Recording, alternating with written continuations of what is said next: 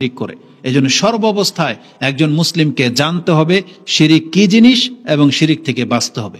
কথার দ্বারা শিরিক হতে পারে, কর্মের দ্বারা শিরিক হতে পারে, চিন্তার মধ্যে শিরিক থাকতে পারে। আপনার অন্তরকে আপনাকে শিরিক মুক্ত রাখতে হবে। একটা উদাহরণ দিয়ে দিই, অন্তরে যদি এই বিশ্বাস রাখেন যে আল্লাহ ছাড়া আর কেউ গায়েব জানে, এটা হচ্ছে একটা শিরকি বিশ্বাস। আপনাকে শিরকি বিশ্বাস থেকে বেঁচে থাকতে হবে। আপনার যদি মনে থাকে যে আল্লাহ অলিরাও সন্তান দিতে পারে, তাদের ক্ষমতা আছে, এটা হচ্ছে আপনার শিরকি বিশ্বাস। আপনাকে এই বিশ্বাস থেকে বেঁচে থাকতে হবে। এটা হচ্ছে বিশ্বাসগত শিরক। কর্মগত শিরক যেমন এই যে ডাইরেক্ট দেখতেছেন যে মাজারে গিয়ে সেজদা করে, অলির কাছে চায়, ডাইরেক্ট চায়, এগুলো হচ্ছে শিরক। এটা আপনারাও বোঝেন। মুখের জবানে শিরক, আল্লাহ ছাড়া অন্যকে ডাকা, আল্লাহ ছাড়া অন্যের নামে কসম খাওয়া, যদিও এটাকে ছোট শিরক বলা হয়েছে, এটাও বড় পাপ। যে কসম করলে কার নামে করতে হবে? আল্লাহর কসম বলতে হবে, সেটা ছোট হোক আর বড় হোক, কিন্তু আল্লাহর নামে কসম করতে হবে। এটাই হচ্ছে আদব, এটাই হচ্ছে ইসলাম। কিন্তু আমাদের সমাজে যারা ওই কাঠ, ছেলে, স্বামী, মাটি, বাঁশ এগুলো নিয়ে কসম খায়, এগুলো হচ্ছে শিরকের অন্তর্ভুক্ত। রাসূলুল্লাহ সাল্লাল্লাহু আলাইহি সাল্লাম নিষেধ করেছেন অন্যের নামে কসম করতে। কসম চলবে একমাত্র আল্লাহ সুবহানাহু ওয়া তাআলার নামে। তো জবানের মধ্যে এইভাবে শিরক হয়। তো এই ধরনের শিরক থেকে আমাদেরকে বাঁচতে হবে, কারণ যে কোনো শিরকের পতিত হলে আপনি বহু রহমত থেকে, বহু দয়া থেকে, এমনকি আপনি ক্ষমা থেকে পর্যন্ত মাহরুম হয়ে যাবেন। আপনি জানেন একজন মুশরিকের জন্য সবচেয়ে বড় অপদস্থ হওয়াটা কি? সে তো জাহান্নামে যাবেই। আল্লাহ সুবহানাহু ওয়া তাআলা মুশরিককে এত ঘৃণা করে যে মুশরিকের জন্য দোয়া করা পর্যন্ত আল্লাহ হারাম করে দিয়েছে। দোয়া কবুল হওয়া না হওয়া তো পরের ব্যাপার, আল্লাহ দোয়া করাটাকে হারাম করে দিয়েছেন। হোক সেটা আপনার বাপ, হোক সেটা আপনার মা, হোক আপনার সন্তান, মানে একেবারে নিকট আত্মীয়র কথাই বললাম। যদি আপনি জানেন যে ও শিরিক করে মরে গেছে, তওবা করে নাই, তার মানে আপনার দোয়ার রাস্তা বন্ধ হয়ে যাবে, আপনার দোয়া করা জায়েজ হবে না। এই আয়াত আল্লাহ আমাদের নবীকে বলেছেন, যেটা আপনি সূরা তওবা 113 নম্বর আয়াতে পেয়ে যাবেন। আল্লাহ বলেছেন, মা কানা লিন নবী ওয়াল্লাযিনা আমানু আইয়াস্তাগফিরু লিল মুশরিকিন ওয়ালাউ কানু উলি কুরবা মিন বাদি মা তাবায়্যানা লাহুম আন্নাহুম আসহাবুল জাহিম। যখন এটা স্পষ্ট হয়ে যাবে সে জাহান্নামী, মানে শিরক করে মরেছে, এর জন্য আর আপনি দোয়া করতে পারেন না। এটা আল্লাহ মুসলিমদের জন্য হারাম করে দিয়েছেন। এজন্য আমাদের প্রত্যেকটা পিতামাতাকে আমরা বলবো, আপনি আমাদের সন্তানদের দোয়া যদি পেতে চান, তাহলে আপনি শিরক মুক্ত থাকতে হবে। এবং সন্তানদেরকে বলবো, তোমরা যদি তোমাদের পিতামাতার দোয়া পেতে চাও, তাহলে শিরক থেকে বাঁচতে হবে। শিরক খুব মারাত্মক জিনিস। তো আল্লাহ সুবহানাহু ওয়া তাআলা আমাদের নবী মুহাম্মদ সাল্লাল্লাহু আলাইহি ওয়াসাল্লামকে তিনি আমাদের মাঝে পাঠিয়েছেন রহমত স্বরূপ। আমরা তার প্রতি সালাত এবং সালাম পাঠ করি। আমরা বলি, আল্লাহুম্মা সাল্লি ওয়া সাল্লিম ওয়া বারিক আলা নবিকা মুহাম্মদ। এতক্ষণ শুধু ভূমিকাতে চলে গেল, আমরা আজকের বিষয়ে ফিরে আসি। কারণ আল্লাহ সুবহানাহু ওয়া তাআলার দয়া, রাসূলের অনুগ্রহ, এটাই আপনার কাছে তখন পেশ করলাম। এখন আজকের যে বক্তব্যের বিষয়, সেটা হচ্ছে, আপনারা প্রত্যেকেই জানেন যে আজকে কত রমজান? 22। আজকের রাত হচ্ছে 23 তারিখের রাত, তার মানে একটা বেজর রাত, যে রাত কদর হওয়ার সম্ভাবনা রয়েছে। যদিও 21-এর রাত, কেন যেন মনে হচ্ছে যে কদর হয়েছে, এমনটা মনে হয়েছে, তো অনেকটাই মনে হয়েছে। তবে আমরা এইভাবে কাউকে অনুৎসাহিত করব না। আমরা বাকি দিনগুলো আমাদেরকে চেক করতে হবে, যেটা আমাদের সামনে আরো গুরুত্বপূর্ণ রাত রয়ে গেছে। 25-এর রাত, 27-এর রাত, যেটা সবচেয়ে বেশি প্রাধান্য দেওয়া হয় আমাদের সমাজে, এবং 29-এর রাত। তাহলে আরো বেজরের রাত রয়ে গেছে। এই জন্য এখনই আমরা সিদ্ধান্ত করে, এটা বোকামি। সিদ্ধান্ত করবে একমাত্র আল্লাহ সুবহানাহু ওয়া তাআলা। আমরা জাস্ট আল্লাহর কাছে আশা করতে পারি, আর লক্ষণ দেখে আমরা আন্দাজ করতে পারি, এছাড়া আর কিছুই না। আমাদের এই আন্দাজ, আমাদের এই যুক্তি টিকবে না। এটা আল্লাহ সুবহানাহু ওয়া তাআলা যার তকদিরে দিবে, সেই কেবল কদর প্রাপ্ত হবে। তো তারপরেও বললাম, আমাদের হাতে সময় খুব কম। এই যে সময় 22 রমজান আজকে আমরা অতিবাহিত করতেছি, আমাদের প্রত্যেকের চরিত্র, প্রত্যেকের আমলের দিকে একটু লক্ষ্য নেওয়া উচিত। আমরা কি পেলাম, কি হারালাম, এটা একটু গুরুত্বের সাথে নেওয়া উচিত। কারণ ঈদ আসতেছে, আনন্দে পোলাপান দেখবেন এখন থেকেই বাজারে, রাস্তাঘাটে মাইক বাজানো, ট্যাক্সিট বাজানো, গান বাজানো শুরু হয়ে গেছে। শয়তান মানুষকে যে কিভাবে ধোকা দেয়, অথচ শয়তান নাই, তারপর মানুষরূপী শয়তানগুলো কিভাবে ধোকা খেয়ে গেছে। এখনো রমজান মাস সবচেয়ে গুরুত্বপূর্ণ দিনগুলো পার করতেছে, আর এখন সে অধিকাংশগুলো মার্কেটের মধ্যে বেচা কেনা, খাওয়ার, ফুর্তি, ইফতারি পার্টি, উমুক তুমুক করে এইভাবে সময়টাকে নষ্ট করবে। অথচ সবচেয়ে গুরুত্বপূর্ণ সময় এগুলো। আপনি জানেন কয় দিক থেকে এটা গুরুত্বপূর্ণ সময়? এই যে 10 দিন অতিবাহিত করতেছেন, আমি বলতে পারি যে এখন আমরা 3টা অবস্থার উপর দিয়ে আছি। একটা হলো সুসংবাদ, একটা হলো দুঃসংবাদ, একটা হচ্ছে আক্ষেপ। দুঃসংবাদটা কাদের জন্য? আমাদের সবার জন্য, প্রত্যেকটা মুসলিমের জন্য দুঃসংবাদ। সেটা হচ্ছে এই যেই মাসটাকে আল্লাহ সুবহানাহু ওয়া তাআলা আমাদের জন্য ক্ষমার মাস, বরকতের মাস, রহমতের মাস করে দিয়েছিলেন, সেই মাস কিন্তু শেষ হতে চলেছে, আর মাত্র কয়েকটা দিন বাকি। এটা আমাদের জন্য দুঃসংবাদ যে আমাদের রহমতের মাস শেষ হয়ে যাচ্ছে, নাজাতের মাস। অথচ রমজান যতদিন বাকি থাকবে ততদিন আল্লাহ সকাল বিকাল অসংখ্য মানুষকে জাহান্নাম থেকে মুক্ত করে দেন। লিল্লাহি উতাকাউ মিনান নার ওয়া যালিকা কুল্লা লাইলা। মুসনাদ আহমদের মধ্যে এটা হচ্ছে ভাষা যে রাসূলুল্লাহ সাল্লাল্লাহু আলাইহি সাল্লাম বলেছেন, রমজান যতদিন চলবে প্রতিদিন আল্লাহ অসংখ্য মানুষকে জাহান্নাম থেকে মুক্ত করে দেন। তাহলে এটা যখন শেষ হয়ে যাবে, এই ক্ষমার রাস্তা একটা বন্ধ হয়ে গেল। এবং এর চাইতে বড় বিপদ যেটা আসতেছে সেটা হচ্ছে শয়তান ছাড়া পেয়ে যাবে। কারণ আমাদেরকে জানানো হয়েছিল, ইজা কানা আউয়ালু লাইলাতি মিন শাহরি রমাদান সুফিদাতি শায়াতিন ওয়া মারাদাতুল জিন। এটা ইমাম তিরমিজি তিনি তার সিয়ামের অধ্যায়ের প্রথম হাদিস, যেটা আপনি 682-তে পেয়ে যাবেন, যে যেই দিন রমজানের প্রথম রাতটা ছিল সেই দিন শয়তানকে বন্দী করে রাখা হয়েছিল, আর খোলা হবে না। কিন্তু কখন ছেড়ে দেওয়া হবে? যখন শাওয়ালের চাঁদ উঠে যাবে। তার মানে রমজান শেষ, ওই যে চাঁদ রাত। কেন আমাদের সমাজে চাঁদ রাতের বেশি পাপ হয়? কারণ ওই শয়তান তখন ছুটে আসে এবং তার অনুসারীরা তাকে ইস্তেকবাল করে মিউজিকের মাধ্যমে, পটকাবাজির মাধ্যমে। একটা সময় তো অনেক বাজে কিছু হতো। এটা আপনি ওইভাবে নিয়ে নেন, একটা সন্ত্রাসের লিডার যখন জেলখানায় বন্দী থাকে, তারপর ও যখন ছাড়া পায়, দেখবেন এর অনুসারীরা ফুলের মালা নিয়ে একে রিসিভ করতে যায়। তা আমাদের মুসলিম সমাজের মধ্যে মানুষরূপী যে শয়তানগুলো, ওই বড় শয়তানের চেলা, তখন এই চাঁদরাত থেকে তার মিউজিক পার্টি উমুক তুমুক করে তার বড় শয়তানকে ইস্তেকবালের জন্য রেডি হয়ে যায়। এটা মোটেও কাম্য নয়। অথচ এটা আমাদের মুসলিমদের জন্য অনেক বড় একটা বিপদ। কারণ আজকে অধিকাংশ মুসলিম দেখা যাবে যে শয়তান বন্দী হয়ে থাকার কারণে আপনি 5 ওয়াক্ত সালাত আদায় করতে পারতেছেন। আপনার মনটা অনেক ভালো, এখন অনেকটা পাপের দিকে যায় না। মোবাইল খুললেও পাপ আসলে আপনি সাথে সাথে সরাই ফেলতেছেন। কেন? কারণ আপনার সাথে এখন ওই বড় শয়তানটা নাই, যে শয়তান আমাদেরকে ধোঁকা দেয়। সে নাই বিধায় আমাদের মনটা এখন ভালো। কিন্তু এই শয়তান যখন আবার চলে আসবে, আবার আমাদের অন্তরের ভিতরে ওয়াসওয়াসা শুরু করে দেবে, আবার আমাদেরকে পাপের দিকে নিয়ে যাবে। কারণ সে বলেছিল যে লাআকুদান্না লাহুম সিরাতাকাল মুস্তাকিম, যেটা আপনি সূরা আরাফ 7 নম্বর সূরা 16 এবং 17 নম্বরে পেয়ে যাবেন। যে শয়তান বলেছিল যে যেই মানুষের কারণে আমি গোমরা হয়েছি, আমি সেই মানুষের জন্য আপনার সিরাতাল মুস্তাকিমের উপরে বসে থাকবো, ওত পেতে বসে থাকবো। আমি ওদের সামনের দিক থেকে, পেছন, ডান এবং বাম থেকে আসবো। ওয়ালা তাজিদা আকসারহুম শাকিরিন, আপনি অধিকাংশদেরকে শুকরগুজার বান্দা পাবেন না। এটা শয়তান বলেছিল আল্লাহকে, আর তাই হয়েছে। শয়তান সেই কাজেই লিপ্ত, এখন আবার এসে মানুষকে গুমরাহ করবে। তাহলে এটা হচ্ছে আমাদের মুসলিমদের জন্য অনেক বড় একটা দুঃসংবাদ। তবে আমরা আল্লাহর কাছে আশ্রয় চাচ্ছি, আমি আর আপনি যদি এই বাকি দিনগুলোতে আল্লাহর সাথে ওয়াদা করতে পারি, এবং যেভাবে আপনি 5 ওয়াক্ত সালাতে আসতেছেন এবং তারাবি পড়তেছেন, কোরআন পড়তেছেন, সিয়াম রাখলেন, দান সাদকা করতেছেন, আপনি নিয়ত করে নেন বা ওয়াদা করে নেন যে আল্লাহ, আমি আমার এই অভ্যাস আমি ত্যাগ করব না। রমজান ছাড়াও আমি আমার এই অভ্যাস ত্যাগ করব না। আমি 1 মাস ট্রেনিং প্রাপ্ত হয়ে গেছি, আমি তওবা করে তোমার রাস্তা ধরে নিয়েছি, আমি আর এই রাস্তা ছাড়বো না। যারা নেশা থেকে মুক্ত ছিলেন, যারা মিথ্যা বলা থেকে মুক্ত ছিলেন, আপনি ওয়াদা করে নেন, আজকে ওয়াদা করবেন আমি যে আল্লাহ, আমি তোমার এই পথ থেকে আর ফিরবো না, তুমি আমাকে তৌফিক দান করো। এটা করতে হবে। কেন জানেন? কারণ আল্লাহ বলেছেন, ইন্না ইবাদি লাইসা লাকা আলাইহিম সুলতান। আল্লাহ বলেছেন, শয়তান আমার যারা বান্দা হবে তার উপরে তোর কোনো ক্ষমতা চলবে না।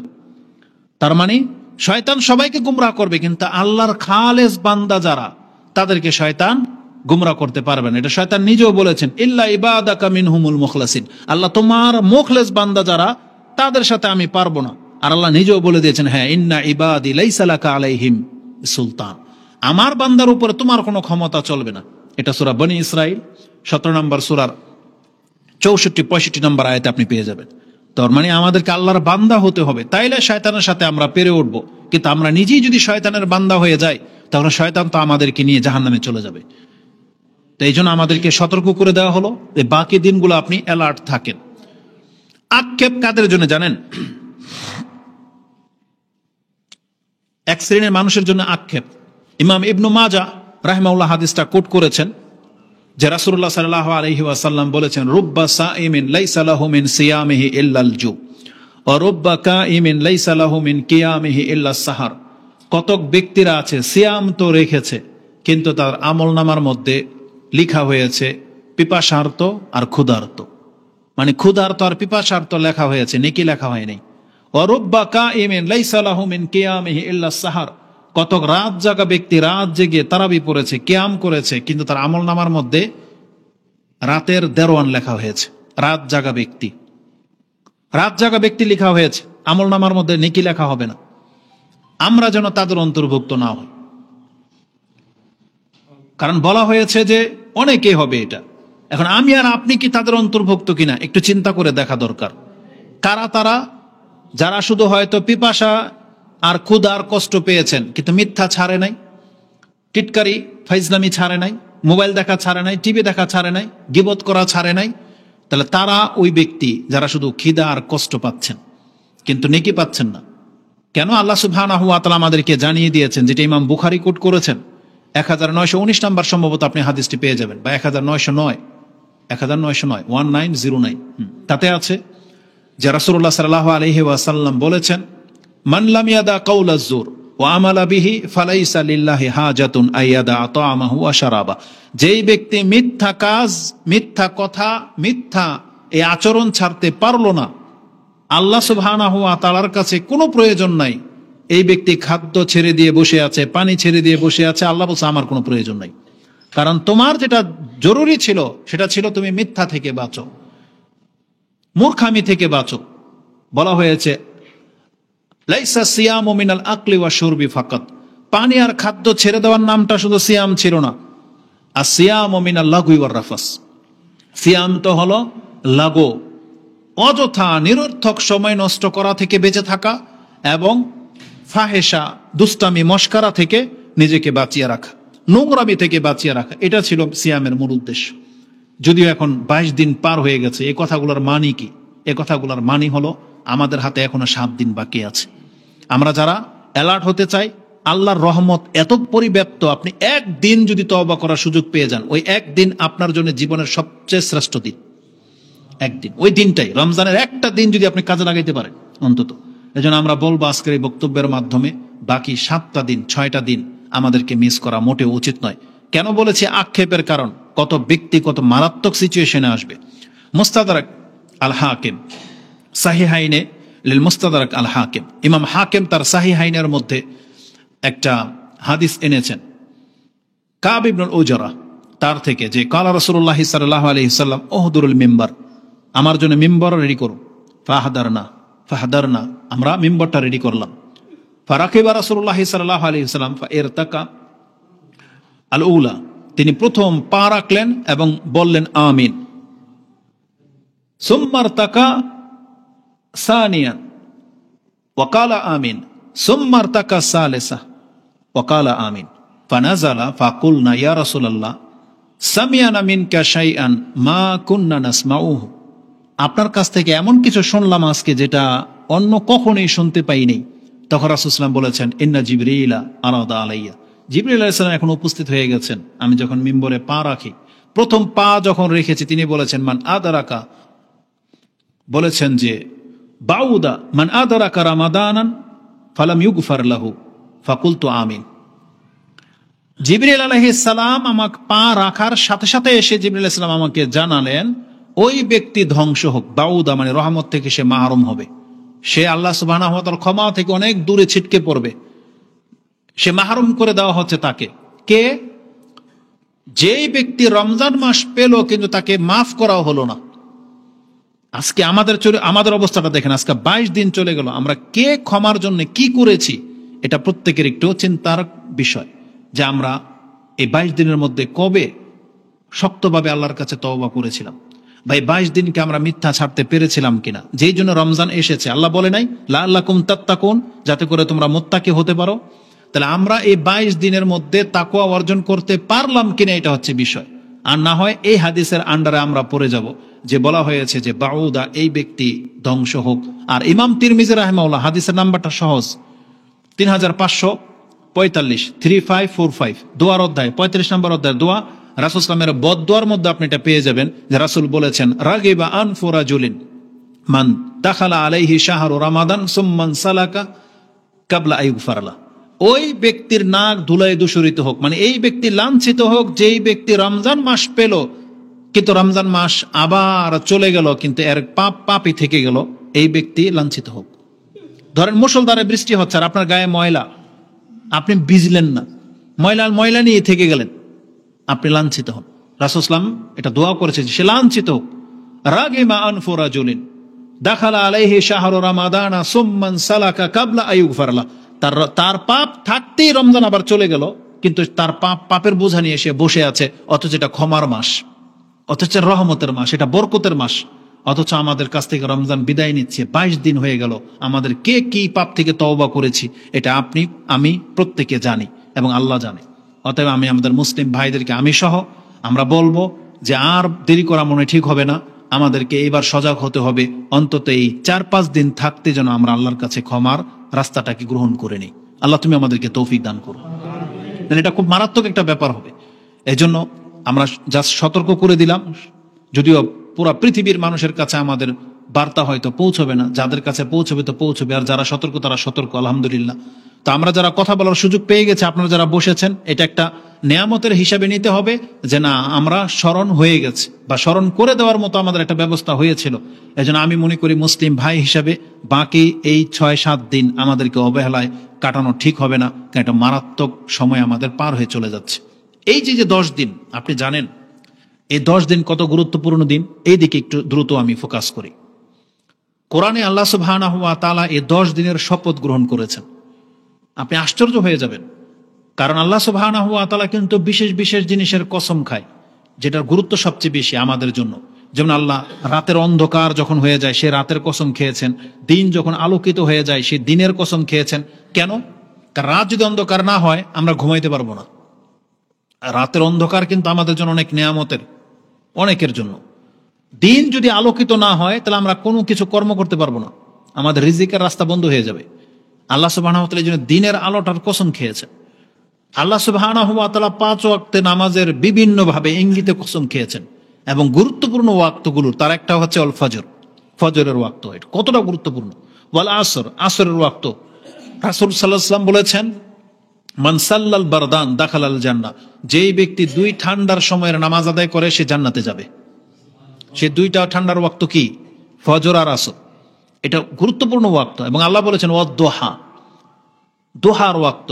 এই যে সকাল যখন 9টা-10টা হয়, এই যে একটু সূর্যের তাপ চলে আসে, এটা হচ্ছে আদ-দোহা। এই দোহার মর্ম কি জানেন? রাসূল বলেছেন যে প্রত্যেকটা মুসলিমের উপরে প্রতিদিন অসংখ্য সাদাকা করা ফরজ থাকে। কুল্লু মুসলিমিন আলা সাদাকা, আলা কুল্লি মুসলিমিন সাদাকাতুন। প্রত্যেকটা মুসলিমের উপরে সাদাকা করা ফরজ, মানে প্রতিদিন আপনাকে কিছু না কিছু সাদাকা করতেই হবে। সেটা কি? হয় আপনার সামনে একটা কষ্টদায়ক বস্তু পড়ে আছে, এটা তুলে ফেলে দিতে হবে। রাস্তার মধ্যে একটা অন্যায় কিছু হচ্ছে, বাধা দিতে হবে। অথবা কাউকে ভালো একটা উপদেশ দিতে হবে। না হয় আপনার সংসারে খরচ করতে হবে, না হলে আপনার কিছু দান করতে হবে। মানে প্রতিদিন এটা আমাদের উপরে ফরজ। এরকমের 360টা জোড়া আছে আমাদের শরীরে। বলছে প্রত্যেকটা জোড়ার বিনিময়েও আপনাকে আমাকে সাদাকা করাটা এটা আমাদের উপরে কর্তব্য, ফরজ। রাসূল বলেছেন যেই ব্যক্তি দোহার মাত্র 2 রাকাত নামাজ আদায় করবে তার এই সমস্ত সাদাকার ঘাটতি পুরো হয়ে যাবে। এটা হচ্ছে ওয়াক্ত দোহা। অথচ আমরা এই দোহার নামাজকে এতটা গুরুত্ব দেই না। জি না, এই যে দোহা মানে যেটা হচ্ছে সকাল 8টা, 9টা, 10টা এই সময় যেটা পড়া হয়। ফজরের নামাজের পরে যেটা বলা হয় এটা হচ্ছে ইশরাক। ওটাকে চাশত বলে বা ইশরাক বলে। ইশরাক মানে হচ্ছে শুরুক, মানে সূর্য যখন উদিত হয়ে যায় ওই সময়টাকে বলা হয় ইশরাক। আর ওই সময় যদি আপনি 2 রাকাত নামাজ পড়েন, ওটার আবার কন্ডিশন আছে। কি কন্ডিশন? ফজরের সালাত আদায় করবেন, করে ওখানে বসে জিকির আজকার করবেন। সূর্য যখন পরিপূর্ণ উঠে গেল, তার মানে ফজরের ওয়াক্ত শেষ হয়ে যাওয়ার পর আরো 20 মিনিট, কারণ সূর্যটা উঠতে 18 থেকে 20 মিনিট সময় লাগে। ওই পুরো গোল বলটা, সূর্যের বলটা যখন প্রকাশ পেয়ে যাবে তখন আপনি 2 রাকাত নামাজ পড়ে নিলে ওই 2 রাকাতের নামাজের নেকি হলো আপনাকে একটা উমরার নেকি দিয়ে দেওয়া হবে। একটা উমরার নেকি পেয়ে যাবেন ওই 2 রাকাত পড়লে। আর দোহার নামাজ যেটা আপনি সকাল 9টা, 10টা, 11টার আগে যদি পড়েন 2 রাকাত পড়লে আপনার সারাদিনের যেই সাদাকা করাটা দায়িত্ব ছিল, এই দায়িত্বটাই 2 রাকাত নামাজ দিয়ে পুরা হয়ে যাবে। এটা অত্যন্ত গুরুত্বপূর্ণ। তা আমি যেটা বোঝাতে চেয়েছি সেটা হচ্ছে, আল্লাহ সুবহানাহু ওয়া তাআলা ওই বিষয়গুলোর শপথ গ্রহণ করেন যেগুলো সবচেয়ে দামি বা গুরুত্বপূর্ণ, আমাদের জন্য গুরুত্বপূর্ণ। তা আজকের আলোচনার সাথে কোন সম্পর্ক আছে? সূরা ফজরে আছে। আল্লাহ বলেছেন ওয়াল ফাজর ওয়া লায়ালিন আশর, এবং আল্লাহ বলেছেন 10 রাত্রের শপথ। এই যে কোরআনের মধ্যে 10 রাত্রের যে শপথ করা হয়েছে, এই 10 রাত কোন 10 রাত? এই সম্পর্কে আব্দুল ইবনে আব্বাস রাদিয়াল্লাহু তাআলা আনহুমা থেকে 3টা উক্তি পাওয়া যায়। তিনোটা ইবনে কাসির রাহিমাহুল্লাহ তিনি কোট করেছেন। তিনি বলেছেন ওয়াহিয়া আশরুল আওয়াখির মিন রমাদান। এই 10 রাত বলতে আল্লাহ সুবহানাহু ওয়া তাআলা রমজান মাসের শেষ 10 রাতকে উদ্দেশ্য করেছেন। এই ব্যাখ্যা করেছেন আব্দুল ইবনে আব্বাস রাদিয়াল্লাহু তাআলা আনহুমা। তার থেকে আরেকটা ব্যাখ্যা হলো ওয়াহিয়া আশরাতু জিলহিজ্জা, জিলহজ মাসের প্রথম 10 দিন। এবং তার থেকে আরেকটা উক্তি পাওয়া যায়, সেটা হচ্ছে মুহররমের প্রথম 10 দিন। তিনোটা উক্তি আপন জায়গায় সঠিক। কেন? কারণ এই তিনোটা 10 অত্যন্ত গুরুত্বপূর্ণ। মুহররমের 10 তারিখ কেন গুরুত্বপূর্ণ? মানে 10 দিন। কারণ মুহররমের 10 তারিখে তো আমাদের সিয়ামি আছে, আমরা তো সিয়ামি রাখি মুহররমের সিয়াম হিসাবে। ওই 10 দিন মূসা আলাইহিস সালামকে কেন্দ্র করে সম্মানিত। কারণ মূসা আলাইহিস সালাম তিনি তুর পাহাড়ে 30 দিন অবস্থান নিয়েছিলেন। এটা হচ্ছে জিলহজ মাস পুরাটা। তখন যখন তার 30 দিন পুরা হয়ে গেছে, আল্লাহর পক্ষ থেকে বলা হয়েছে যে তুমি আরো 10 দিন অপেক্ষা করো। এইভাবে তিনি 40 দিন তুর পাহাড়ে অবস্থান করেছিলেন। ওই যে অতিরিক্ত যে 10 দিন আল্লাহ বলেছেন, এটা ছিল মুহররমের 10 দিন। এটা অত্যন্ত গুরুত্বপূর্ণ। কারণ মূসা আলাইহিস সালাম তো আর জানতেন না যে মুহররমের 10 তারিখে তাকে বিজয়ী দেওয়া হবে, ফেরাউনকে ডুবানো হবে। এটা তো পরে প্রকাশ পেয়েছে। এই জন্য আল্লাহ তো জানেন যে মুহররমের 10 তারিখ বা কত গুরুত্বপূর্ণ 10 দিন। এটা একটা ব্যাপার। দ্বিতীয় ব্যাপার হলো জিলহজ মাসের প্রথম 10 দিন। এই জিলহজ মাসের প্রথম 10 দিনও গুরুত্বপূর্ণ। কেন? কারণ জিলহজ মাসের প্রথম 10 দিনে এত বেশি ইবাদত করা হয় যেটা পৃথিবীর অন্য কোনো দিনে করা হয় না। যেমন 10 তারিখে সারা পৃথিবীর মুসলিম এত সংখ্যক আল্লাহর জন্য কুরবানি করে, এত টাকার কুরবানি করে, যেটা পৃথিবীর কোনো ধর্মে কেউ দেখাইতে পারবে না, আর অন্য কোনো দিনেও হয় না। এটা 10 তারিখে হয়, জিলহজ মাসের 10 তারিখ। তারপরে হজ জিলহজ মাসে রয়েছে 8 তারিখ, 9 তারিখ, 10 তারিখ। এই দিনগুলো সবচেয়ে দামি দিন। এবং ইসলামের বিধানে কুরবানির দিনটা এটা হচ্ছে মহান দিন, এটা হচ্ছে ইয়াউমিন আজিম। কিন্তু আমাদের কুরবানির দিনটা হচ্ছে মহান দিন, যার উদাহরণ রাসূলুল্লাহ সাল্লাল্লাহু আলাইহি ওয়াসাল্লাম এইভাবে দিয়েছেন যে আইয়ু ইয়াউমিন হাযা, আইয়ু শাহরিন হাযা, আইয়ু বালাদিন হাযা। বিদায় হজের খুতবায় মক্কাতে, মানে হুদুদে হারামের মধ্যে আরাফার ময়দানে অথবা মুজদালিফা রাসূলুল্লাহ সাল্লাল্লাহু আলাইহি ওয়াসাল্লাম এটা বলেছিলেন যে আজকে এটা কোন দিন। মুজদালিফায় বলেছিলেন, যেহেতু 10 তারিখে আরাফায় থাকে না, 10 তারিখে মুজদালিফায় মিনার মাঠে যেখানে কুরবানির পশু জবা করা হয়, সেখানে রাসূল সাল্লাল্লাহু আলাইহি ওয়াসাল্লাম বলেছিলেন যেটা কোন শহর, বলছে মক্কা নগরী। এটা কোন মাস, জিলহজ মাস। এটা কোন দিন, ইয়াউমুন নাহার, বলছে কুরবানির দিন। আজকের দিন যতটা সম্মানিত, একজন মুসলিমের রক্ত, তার সম্মান, তার ইজ্জত অতটা সম্মানিত, রাসূল বলেছেন। তার মানে কুরবানির দিন আমাদের কাছে সবচেয়ে বেশি দামি দিন। এবং একজন মুসলিমের জান, মাল, ইজ্জত, একজন মুসলিম এতটা সম্মানিত যতটা সম্মানিত মক্কা নগরী আল্লাহর কাছে। তো এই 10 দিন হচ্ছে সেই 10 দিন। আরেকটা বর্ণনায় যেটা পেলাম, সে 10 দিন কোনটা? 10 দিন হচ্ছে রমজান মাসের শেষ 10 দিন। তাহলে এই সমন্বয় কিভাবে করবেন? এই জন্য বিন বাজ এবং শেখ সালেহ উসাইমিন বা ইবনে তাইমিয়া রাহিমাহুমুল্লাহ তারা যেটা ব্যাখ্যা করেছেন যে এটার জন্য উত্তম হবে এইভাবে সমন্বয় করলে, আল্লাহ যে 10 দিনের শপথ নিয়েছেন, যদি আপনি রাতের অংশ নেন তাহলে রমজান মাসের শেষ 10 রাত শ্রেষ্ঠ। আর যদি দিনের অংশ নেন তাহলে জিলহজ মাসের 10 দিন শ্রেষ্ঠ। মানে দিনে বেশি আমল করা হয় আর রমজান মাসের রাতে বেশি আমল করা হয়। তো এই ব্যাখ্যাটা অনেক চমৎকার, এতে কোনো তারুদ নাই, মানে কোনো রকমের ঝামেলা নাই। তো আমি যেটা দেখাতে চেয়েছি, আল্লাহ সুবহানাহু ওয়া তাআলা বলেছেন ওয়ালায়ালিন আশর, 10 রাত্রের শপথ। কারণ আল্লাহ সুবহানাহু ওয়া তাআলা যখনই 10 রাত্রের কসম খেয়েছেন, তার মানে 10 রাত হচ্ছে আমাদের জন্য শ্রেষ্ঠ রাত। কেন? কারণ রাসূলুল্লাহ সাল্লাল্লাহু আলাইহি সাল্লাম বলেছেন আতাকুম রামাদানুন শাহরুন মুবারাকুন, তোমাদের কাছে বরকতময় মাস রয়েছে। ও লিল্লাহি ফারাদাল্লাহু আলাইহি ফারাদাল্লাহু আলা ইবাদিহি সিয়ামাহু, আল্লাহ তার বান্দাদের উপরে সিয়াম ফরজ করেছেন। ওয়ালিল্লাহি লাইলাতুন ফিহি ওয়ালিল্লাহি ফিহি লাইলাতুন খায়রুম মিন আলফি শাহর মান হুরিমা খায়রাহা ফাকাদ হুরিম। রাসূল বলেছেন এই 10 দিনের মধ্যে এমন একটা রাত রয়েছে যে রাতটা 1000 মাস থেকে উত্তম, এবং যেই ব্যক্তি এই রাতের কল্যাণ থেকে মাহরুম হয়ে যাবে সেই ব্যক্তি হচ্ছে প্রকৃত মাহরুম। যেই ব্যক্তি বঞ্চিত হয়ে যাবে সেই হলো মূলত বঞ্চিত। এটা ইমাম নাসাই তিনি তার সিয়ামের অধ্যায়ে, কদর রাত্রের অধ্যায়ে এই হাদিসটা কি এনেছেন, যে রাসূল বলেছেন মান হুরিমা খায়রাহা ফাকাদ হুরিম, সেই ব্যক্তি ক্ষতিগ্রস্ত হয়ে যাবে। তো এই 10 রাত সম্পর্কে কোরআনে আল্লাহ সুবহানাহু ওয়া তাআলা একটা সূরা নাজিল করেছেন, আমরা সেই দিকে আপনাকে এখন নিয়ে যাব। আল্লাহ সুবহানাহু ওয়া তাআলা এই 10 রাত্রের মর্যাদাকে আমাদের সামনে কিভাবে তুলে ধরেছেন, সংক্ষিপ্তভাবে কয়েকটা কথা আপনাদের কাছে বলি যেটা অত্যন্ত গুরুত্বপূর্ণ। আল্লাহ সুবহানাহু ওয়া তাআলা যে রাতটাকে কদর রেখেছেন, এই 10 রাতের মাঝেই সেই রাতটা রয়েছে। কবে সেটা রাসূল বলেছেন, তাহাররাউ লাইলাতুল কদর আশরিল আওয়াখিরি মিন রমাদান। এই হাদিসটাকে সবচেয়ে বেশি পুঁজি করবেন, অন্য কোনো হাদিসকে এত বেশি আপনাকে প্রাধান্য দেওয়া উচিত না। যদিও প্রত্যেকটা হাদিস সহিহ, প্রত্যেকটা হাদিস বুখারী এবং মুসলিম, আবু দাউদ, তিরমিজি, নাসাই, ইবনে মাজাতে আছে সহিহ, আমরা এটা অস্বীকার করতেছি না। মানে আপনি প্রাধান্য দিবেন এই একটা হাদিসকে, তাহলে কি হবে, আপনার কদর মিস হবে না। কিন্তু আপনি যদি শুধু বেজর রাত্রগুলোকে প্রাধান্য দেন, তাহলে অনেকের মাথার মধ্যে আবার ঢুকে গেছে সেটা সৌদি আরবের বেজর না বাংলাদেশের বেজর, এটা অনেকে এই নিয়ে তর্ক করে।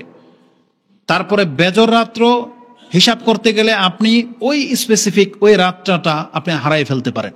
কিন্তু রাসূলুল্লাহ সাল্লাল্লাহু আলাইহি সাল্লাম যখন বলেছেন তাহাররাউ লাইলাতুল কদর আশরিল আওয়াখিরি মিন রমাদান, কোন ব্যক্তি যদি 10 রাত্রকে প্রাধান্য দেয়, 10 রাত্র যদি জেগে থাকে, তাহলে এই ব্যক্তির কদর আর মিস হওয়ার কোনো চান্স নাই। এই জন্য বললাম এটা হচ্ছে ইমাম বুখারী 2020 মানে 2020 নম্বর হাদিস আপনি এটা পেয়ে যাবেন, যে রাসূলুল্লাহ সাল্লাল্লাহু আলাইহি ওয়াসাল্লাম তিনি আমাদেরকে 10 রাত্রের কোন এক রাত্রে কদর হবে আমাদেরকে খুঁজতে বলেছেন। বলছে তাহাররাও, তোমরা তালাশ করো। কেন তালাশের কথা আসছে? তার মানে রাসূল সাল্লাল্লাহু আলাইহি ওয়াসাল্লাম নিজেও আমাদেরকে ইন্ডিকেট করে কোনো এক রাত্রে জাগার কথা বলেন নাই। যদিও হাদিস বুখারী মুসলিমে 27 রাতের কথা আছে। তারপর এটাও জেনে নেন 21 তারিখের কথাও আছে, এটাও বুখারী মুসলিমের হাদিস। 25 তারিখের কথা আছে, মুসনাদ আহমদে 24 তারিখের কথা আছে, ওটাও হাদিস সহিহ। তার মানে প্রত্যেকটা রাতের মধ্যে যে কোনো দিন কদর হয়ে যেতে পারে বেজর রাত্রগুলোতে। কিন্তু আমাদের চালাকি করাটা উচিত নয়, যেখানে আমাদের নবী মুহাম্মদ সাল্লাল্লাহু আলাইহি ওয়াসাল্লাম চালাকি করেন নাই। রাসূল সাল্লাল্লাহু আলাইহি ওয়াসাল্লাম চালাকি করেছিলেন, বরং তিনি 10 রাত জাগতেন, তাই না? আসলে 10 রাত্রের রাসূল সাল্লাল্লাহু আলাইহি ওয়াসাল্লামের চরিত্র কি? আয়েশা রাদিয়াল্লাহু তাআলা তিনি বলতেছেন, ইজা দাখালাল আশর আহিয়াল লাইলা ওয়া আইকাযা আহলা ওয়া জাদ্দা ওয়া শাদ্দা মেজারা। রাসূলুল্লাহ সাল্লাল্লাহু আলাইহি ওয়াসাল্লাম যখনই রমজানের শেষ দশক চলে আসতো, তিনি সারা রাত জেগে থাকতেন এবং তিনি তার পরিবারকেও জাগাতেন, এবং তিনি জাদ্দা অনেক বেশি মেহনত করতেন, ও শাদ্দা মেজারা, এবং তিনি তার কাপড়কে শক্ত করে বেঁধে নিতেন। কাপড়কে বেঁধে নিতেন মানে ওই রাতগুলোতে রাসূলুল্লাহ সাল্লাল্লাহু আলাইহি ওয়াসাল্লাম আর স্ত্রীদের সাথে সহবাস করতেন না, বরং তিনি ঘরেই ঢুকতেন না। এতটা মেহনত করতেন। ওই 10 দিন রাসূল কোথায় থাকতেন? মসজিদে থাকতেন, এতেকাফে বসতেন। এটা ছিল রাসূল ইসলামের মেহনতের সবচেয়ে বড় দিক। এই যে এতেকাফ, এটাকে আপনি কি মনে করেন? এতেকাফ মানে হচ্ছে তাবাত্তুল। তাবাত্তুল মানে হলো নিজেকে দুনিয়ার সাথে একবারে সম্পর্ক ছিন্ন করা, যেটাকে আরবি ভাষায় রোহবানিয়াত বলা হয়। রোহবানিয়াত হলো খ্রিস্টান ধর্মে আছে, মানে ওরা সংসার করবে না, জঙ্গলে গিয়ে পড়ে থাকে, এটাকে বলা হয় রোহবানিয়াত। ইসলামে রোহবানিয়াতের কোনো স্থান নাই। মানে আপনি পরিবার সংসার ছেড়ে দিয়ে শুধু মসজিদে এসে সাজদায় পড়ে থাকবেন, ইসলামের কোনো অনুমতি দেওয়া হয়নি। কিন্তু সেই রাসূল এই 10 দিনের জন্য এটা আমাদের জন্য জায়েজ করেছেন, বরং এই 10 দিন এতেকাফ করাটা উত্তম। রাসূল নিজে করেছেন। এই 10 দিন তিনি তার পরিবারের কারোর সাথে কোনো সম্পর্ক রাখতেন না। তার প্রয়োজন হলে শুধু ঘরে যেতেন, প্রস্রাব পায়খানার প্রয়োজন হলে, তারপরে তিনি আর ঘরে অবস্থান করতেন। অথচ তার ঘর আর এতেকাফ মাত্র একটা পর্দা, পর্দাটা খুললেই রাসূল সাল্লামের ঘর। রাসূলুল্লাহ সাল্লাল্লাহু আলাইহি সাল্লাম মাঝে মাঝে তার মাথার চিরুনি করার প্রয়োজন হলে তিনি মাথাটা শুধু ঘরের ভিতরে দিয়ে দিতেন। আয়েশা রাদিয়াল্লাহু তাআলা আনহা তিনি চিরুনি করে দিতেন। এতটা প্রমাণ আছে। কিন্তু রাসূল চাইলে ঘরে ঢুকতে পারতেন, এক কদমের ব্যাপার, কিন্তু ঢুকতেন না। তিনি নিজেকে আবদ্ধ করে নিতেন এই 10 দিন। এতটা মেহনত করতেন কি জন্য? শুধুমাত্র এই লাইলাতুল কদরকে হাসিল করার জন্য। আর আমরা এত চালাকি সুবিধাবাদী হয়ে গেছি, এত ফ্যাসিলিটির মধ্যে থাকা সত্ত্বেও আমরা খালি খুঁজি ওই 1 তারিখ, একটা দিন, ওই 27 রাত। আমাদের হুজুররা যেহেতু বলে দিয়েছে যে উবাই ইবনে কাব তিনি কসম করে বলেছেন যে এই 27 রাত্রে কদর। কিন্তু আপনি তার চাইতেও বড় সাহাবী যাদেরকে আমরা মনে করি, তিনি হচ্ছেন আব্দুল্লাহ ইবনে মাসউদ রাদিয়াল্লাহু তাআলা আনহু। আব্দুল্লাহ ইবনে মাসউদ রাদিয়াল্লাহু কি বলেছেন? তাকে জিজ্ঞাসা করা হয়েছে কদর কবে, তিনি বলছেন মান কামা সানাতা ওয়াজাদা লাইলাতুল কদর বা আসাবা লাইলাতুল কদর।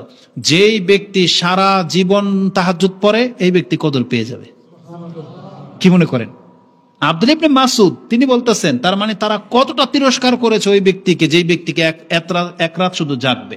আব্দুল্লাহ ইবনে মাসউদ বলতেছেন, মানে প্রশ্নের উত্তরও দেন নাই, বলছে যেই ব্যক্তি সারা বছর কদর পড়বে, মানে কিয়ামুল লাইল করবে, তাহাজ্জুদ করবে, সে কদর পেয়ে যাবে, যাও। তার মানে কি? তার মানে তিনি উৎসাহিত করেছেন, তুমি বাধ্য, তুমি কদর পেতে চাও তাহলে তুমি এক রাত্রের সন্ধানে কেন আছো? তোমাকে কদর তালাশ করতে হলে রাসূলের সুন্নাতটাকে তোমাকে নিতে হবে। সেটা কি?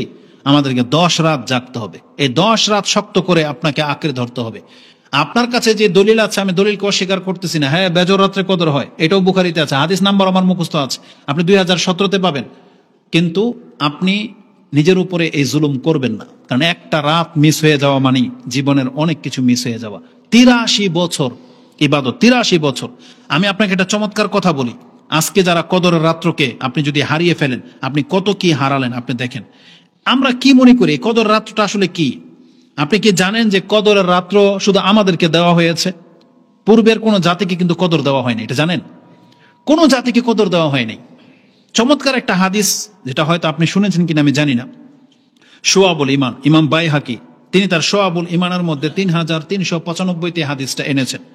ইমাম মালিক তার মুয়াত্তা মালিকে 19 নম্বর পর্বে কিতাবুল ইতিকাফ, তাতে তিনি 691 নম্বরে পেয়ে যাবেন।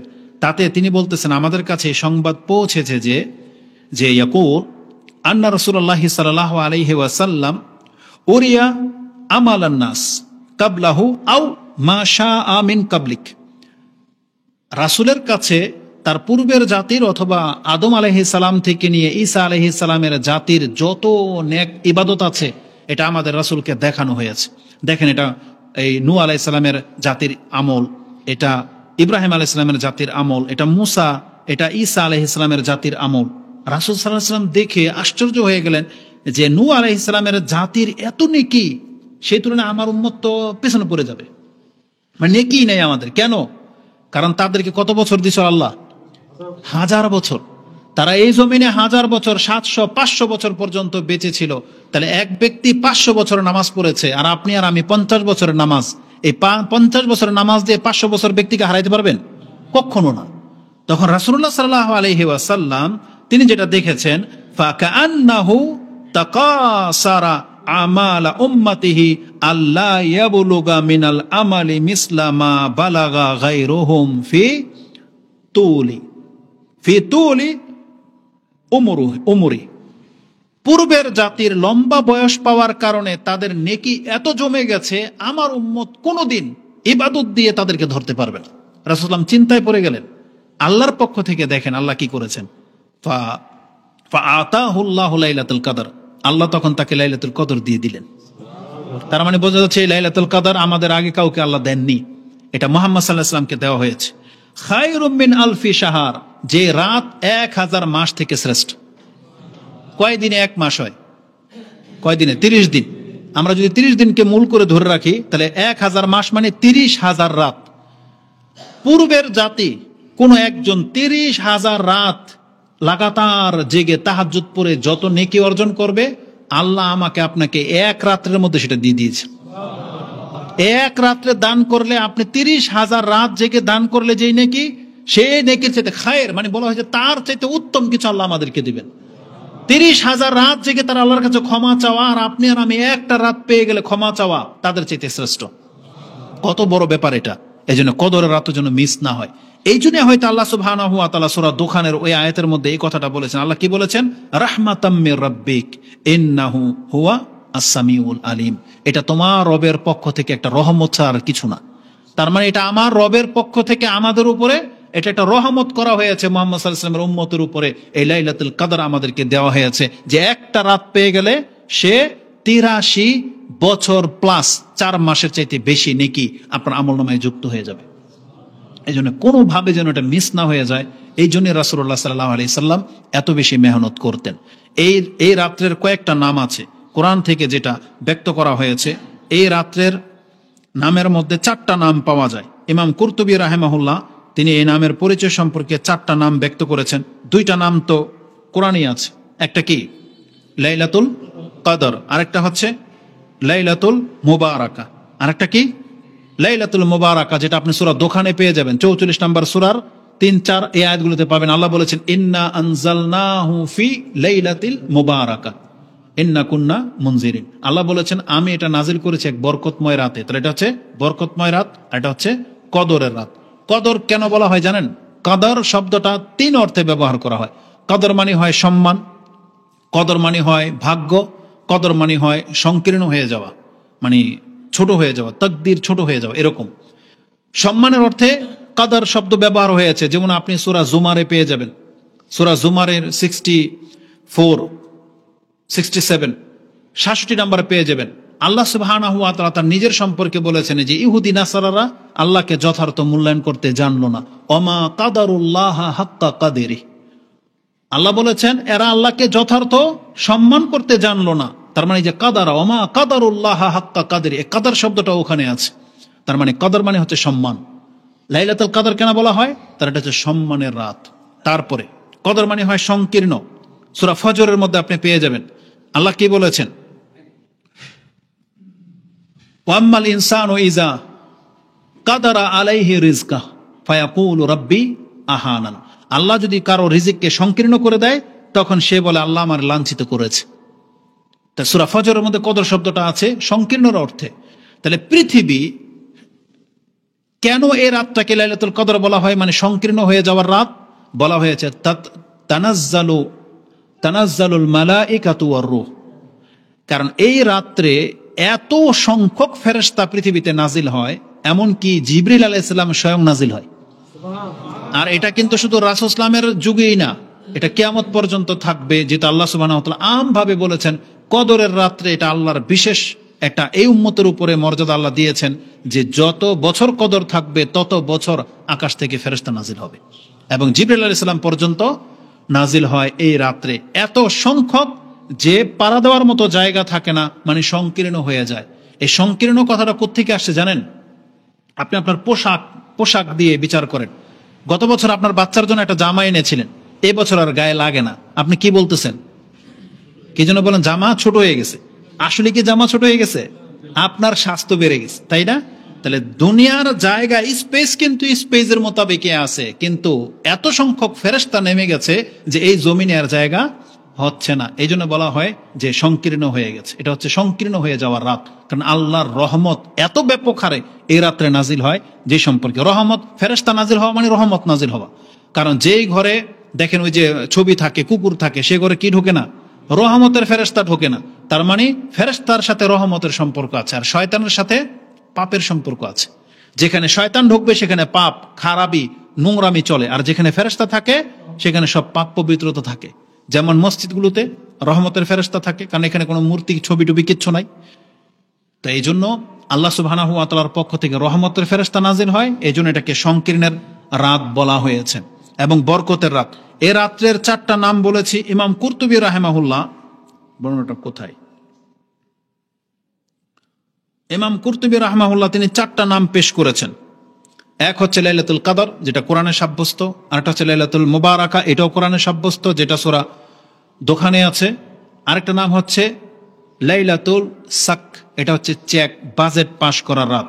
কারণ আল্লাহ সুবহানাহু ওয়া তাআলা বলেছেন ফিহা ইউফরাকু কুল্লু আমরিন হাকিম, কারণ এই রাত্রে সব কিছুর চূড়ান্ত ফয়সালা স্থিতিশীল করা হয়, মানে স্থিরকৃত করা হয় এই রাতের মধ্যে। সবগুলো ফেরেশতা মানে সবগুলো ফয়সালা, যেটা আগামী 1 বছর হতে যাচ্ছে এই পৃথিবীতে। আরেকটা হচ্ছে লাইলাতুল কদর, লাইলাতুল মুবারাকা, লাইলাতুল সাক, আর একটা হচ্ছে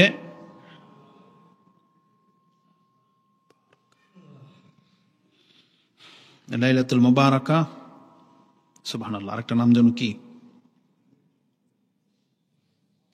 আরেকটা নাম আছে লাইলাতুল বারাআত, মুক্তির রাত।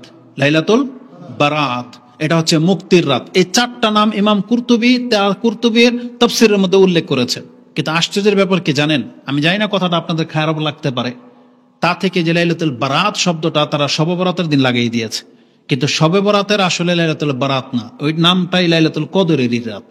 যদিও আমাদের দেশের একটা পীর বা ভিডিওতে দেখলাম, সে বলতেছে যে কোরআন নাজিল হয়েছে শবে বরাতের রাতে।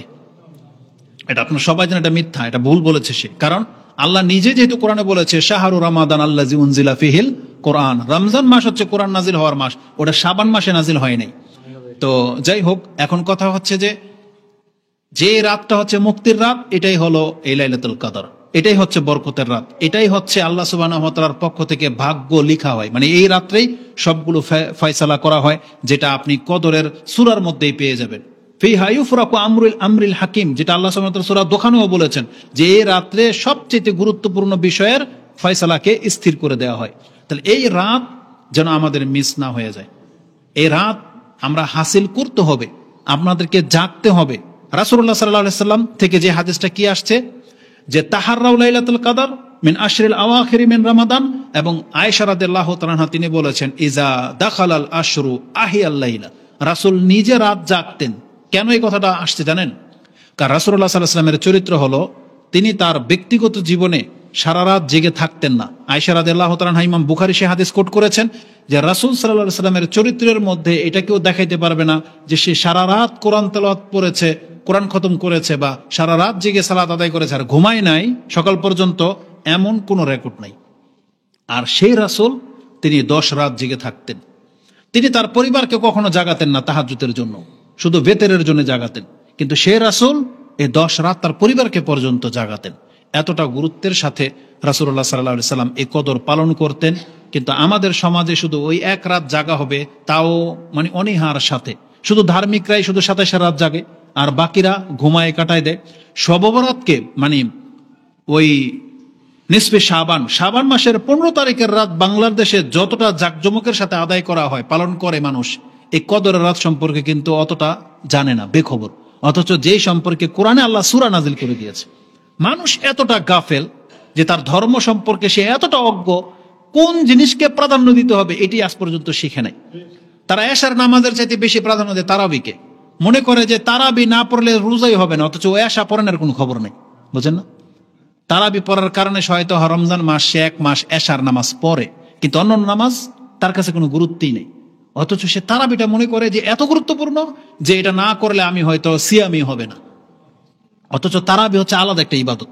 তারাবি পড়লে আপনার অতীতের সমস্ত পাপ মাফ।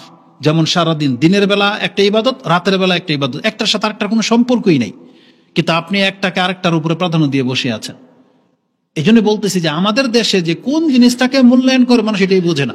এই যে 5 ওয়াক্ত নামাজ আপনি আসেন না, মসজিদে নামাজ পড়েন না, আপনি লাখ টাকার ইফতারি খাওয়াই ফেলবেন, আপনার এই লাখ টাকার ইফতারি আপনাকে বাঁচাতে পারবেন? বরং আপনার নাজাতের জন্য কি করতে হবে? আপনাকে 5 ওয়াক্ত নামাজ পড়তে হবে। একজন ব্যক্তির জীবনে 5 ওয়াক্ত নামাজের চাইতে দামি কোনো ইবাদত সে দেখাইতে পারবে না। 5 ওয়াক্ত ইবাদতের কোনো তুলনাই চলে না। যে ব্যক্তি 5 ওয়াক্ত ইবাদত করে না, নামাজ পড়ে না, তার জীবনের কোনো ইবাদত তাকে বাঁচাতে পারবে না। জেনে নেন, এটা হচ্ছে নামাজের গুরুত্ব, এটা হচ্ছে সবচেয়ে দামি ইবাদত। তারপর রমজান মাস চলে আসছে, আপনাকে সিয়াম পালন করা ছাড়ার কোনো গতিই নেই। আপনার টাকা হয়ে গেছে 2.5 টাকা, জাকাত না দিলে আপনি নাজাত পাবেন না। তাহলে যে জিনিসকে প্রাধান্য দেওয়া উচিত আমরা সেই জিনিসকে প্রাধান্য দেই না, কিন্তু নিজের বিবেক থেকে যেটা ভালো মনে হয় সেটাই আমরা করে থাকি। এটা মোটেও কাম্য নয়। তো এলোমেলো ভাবে এই কদরের বিষয়টা আপনার কাছে আমি তুলে ধরলাম। এরপরে আসবে আমাদের আপনি কিভাবে কদরটা কাটাবেন। সারা রাত আপনি যত পারেন লম্বা সালাত আদায় করবেন। আমরা সংখ্যার দিকে বলতেছি না, আপনি লম্বা করবেন নামাজটা, যত লম্বা পারেন। এমন ইমামের পেছনে যে অনেক লম্বা কিরাত করে তার পেছনে সালাত আদায় করবেন নিজেরা না পারলে। আর রুকু সেজদা অনেক লম্বা লম্বা আপনি আদায় করবেন, যাতে লম্বা সেজদায় পড়ে থেকে আপনি চান না আল্লাহর কাছে কি চাইবেন। কারণ নফল সালাত সুন্নাহ, আপনি এখানে আপনার সেজদার যে দোয়া আরবিতে এটা বলার পর এখন আপনি আর আরবি দোয়া জানেন না, কিন্তু আল্লাহর কাছে অনেক কিছু চাওয়ার আছে, আপনি চান, বাংলায় চান, আপনার জন্য এটা জায়েজ। যেটা অনেকে জানে না বিদায় তার সেজদা 1 মিনিটও হয় না, বরং আপনি লম্বা সেজদা করে আল্লাহর কাছে চাইতে থাকেন।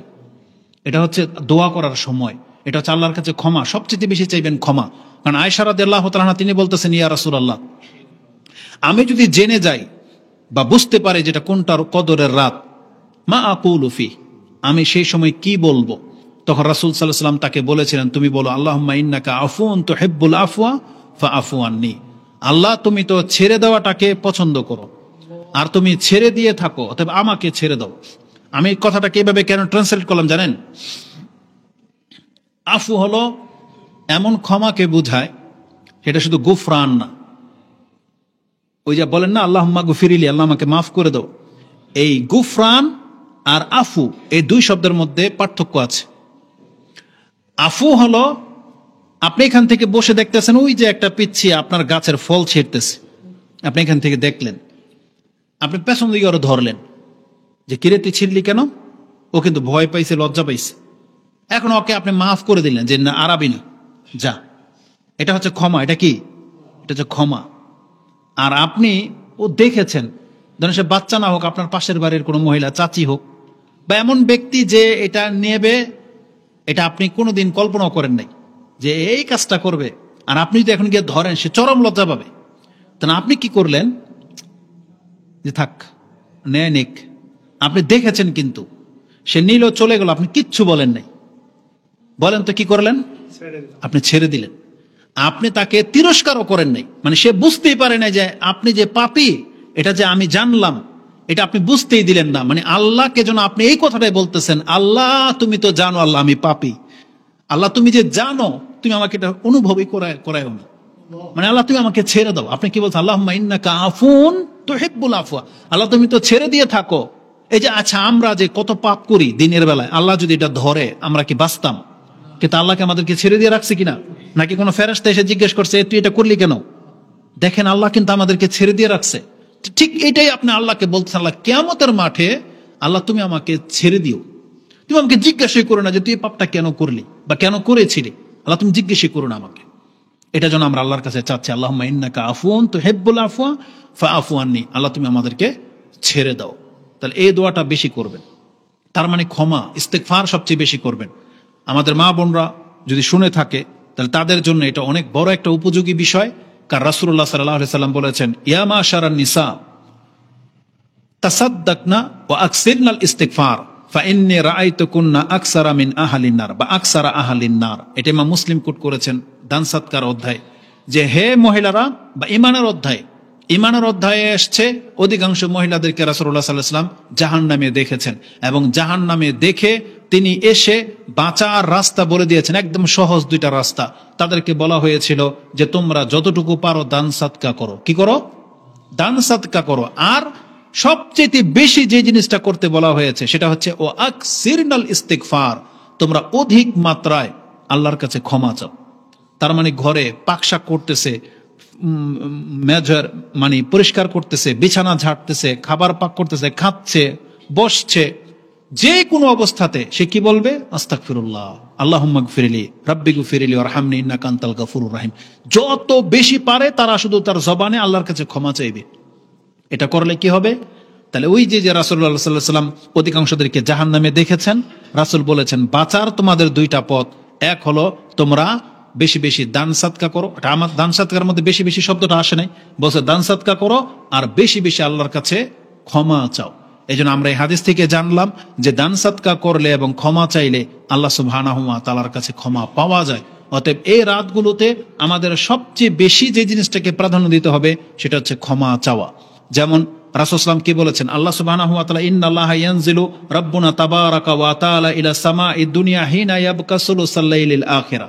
যখন রাতের 3 ভাগের 1 ভাগ বাকি থাকে, আল্লাহ প্রথম আকাশে চলে আসেন বা নিকটবর্তী হন।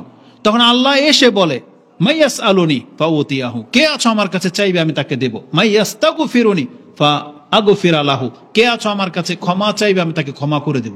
তার মানে 3টা জিনিসের চাওয়ার কথা আছে, তার মধ্যে বিশেষভাবে আল্লাহ সুবহানাহু ওয়া তাআলা ক্ষমার কথা বলেছেন, যে তুমি আমার কাছে ক্ষমা চাও আমি তোমাকে ক্ষমা করে দেব। এবং আল্লাহ সুবহানাহু ওয়া তাআলা নিজেও হাদিসে কুদসি, এটা আপনি ইমাম মুসলিমের কিতাবে পেয়ে যাবেন, কিতাবুল বিররি ওয়াস সিলা, হাদিস 6466 নম্বরে রয়েছে। এটা লম্বা হাদিস। তাতে আল্লাহ সুবহানাহু ওয়া তাআলা বলেন, ইয়া ইবাদি ইন্নাকুম তুখতিউনা বিল-লাইলি ওয়ান-নাহার ওয়া আনা আগফিরুয যুনুবা জামিয়া ফাস্তাগফিরুনি আগফির লাকুম। হে আমার বান্দারা, তোমরা রাত দিন কত পাপে লিপ্ত থাকো, আর আমি আল্লাহ সমস্ত পাপগুলোকে জমা করে ক্ষমা করে দিয়ে থাকি।